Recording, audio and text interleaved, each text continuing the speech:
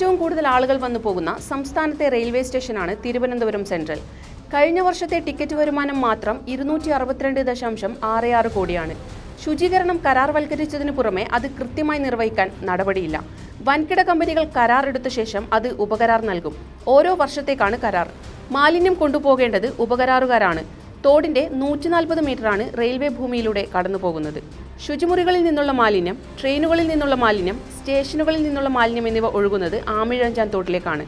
ദീർഘദൂര ട്രെയിനുകളിലെ മാലിന്യം നീക്കുന്നതും സ്റ്റേഷനിൽ നിന്നാണ്.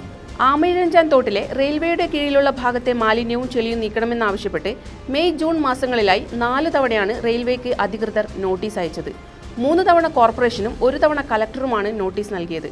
ഹൈക്കോടതി ഉത്തരവ് പ്രകാരം തദ്ദേശ പ്രിൻസിപ്പൽ സെക്രട്ടറി വളരെ മുമ്പ് തന്നെ റെയിൽവേക്ക് ശുചീകരണത്തിന് നിർദ്ദേശം നൽകിയിരുന്നു.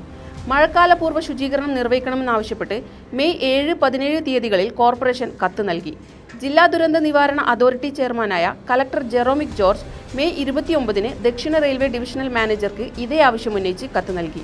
റെയിൽവേയുടെ അധീനതയിലുള്ള തമ്പാനൂർ മേഖലയിലെ തോട്ടിലെ ചെളിയും മാലിന്യവും നീക്കണമെന്നും നോട്ടീസിൽ വ്യക്തമാക്കിയിരുന്നു. റെയിൽവേയുടെ മരാമത്ത് വിഭാഗത്തിനാണ് ഈ ചുമതല. പ്രതികരിക്കാത്തതോടെ മേയറുടെ അധ്യക്ഷതയിൽ യോഗം ചേർന്ന് ജൂൺ 19-ന് വീണ്ടും നോട്ടീസ് അയച്ചു. റെയിൽവേ നിസ്സംഗത തുടർന്നതോടെ കോർപ്പറേഷൻ വീണ്ടും ബന്ധപ്പെട്ടതിനെ തുടർന്നാണ് ജൂൺ അവസാനത്തോടെ റെയിൽവേ പ്രവർത്തനം ആരംഭിക്കാൻ തയ്യാറായത്. ടൺ കണക്കിന് മാലിന്യം നീക്കാൻ 3 പേരെ മാത്രമാണ് റെയിൽവേ ഏൽപ്പിച്ച കരാറുകാർ നിയോഗിച്ചത്.